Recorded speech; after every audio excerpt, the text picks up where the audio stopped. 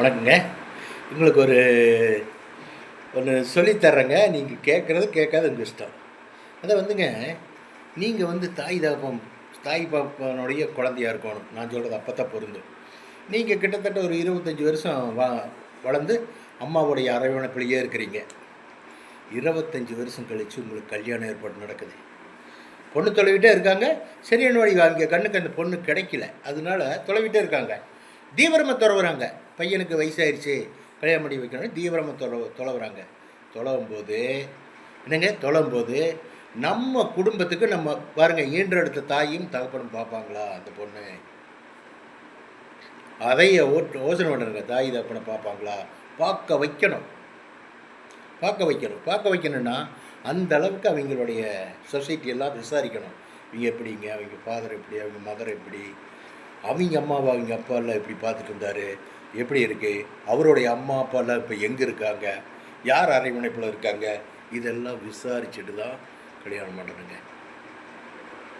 எதுக்காக சொல்ல வரேன்னா, குடும்பம் வந்துங்கிறது வந்துங்க ஒரு குருவி கூடு மாதிரிங்க. என்னங்க, அதைய அந்த கூடாவே இருக்கணும். நாம் பார்க்குற செயல் நமக்கும் சந்தோஷம் வேணும், நமக்கும் லைஃப் வேணும், நமக்கும் வாழணும். நம்மளோட ஈன்றெடுத்த தாய் தகப்பனை பார்க்கணுங்க. நம்ம அம்மா அப்பா தாங்க நமக்கு எல்லாமே. உலகத்தை காட்டினதே அவங்க தாங்க. கடவுளுடைய அனுகிரகம் இருந்தாலும் உலகத்துக்கு கொண்டு வந்தது அவங்க தானுங்க. உலகத்தை காட்டுறதே அவங்க தாங்க. முதல் தாயோடைய பால் தானம் பிடிச்சி வளர்ந்துருக்கேன். அந்த உணர்வு இருக்கணுங்கன்னு சொல்ல வர்றேன். அந்த உணர்வு மட்டும் இருந்ததுன்னா உங்கள் வாழ்க்கை வந்து சுபிட்சமாகவும் நல்லாமல் இருப்பீங்க. வாழ்க்கை அம்மா தாங்க மெயின், அப்பா தாங்க மெயின், அப்புறம் தாங்க ஒய்ஃபு. அவங்க காலங்கள் முடிவரையிலும் ஒய்ஃபை பேச்சை எதை கேட்கணுமோ அதைத்தான் கேட்கணுங்க, எல்லாம் கேட்கக்கூடாதுன்னு சொல்ல வரேன்.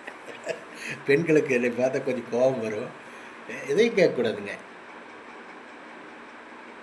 அம்மா அப்பா தொடவே கூடாது. சாப்பாடு போட்டியா, குழம்பு ஊற்றுனியா, சாப்பாடு போட்டியா, அப்பா வாப்பா உட்காருப்பா சாப்பிட்லாம், அம்மா வாமா உட்காருமா. அவங்க கூட நீங்கள் சாப்பிட்டு பாருங்கள். அவங்க கூட உட்காந்து சாப்பிட்டுட்டு அவங்களுக்கு தூங்க வைங்க.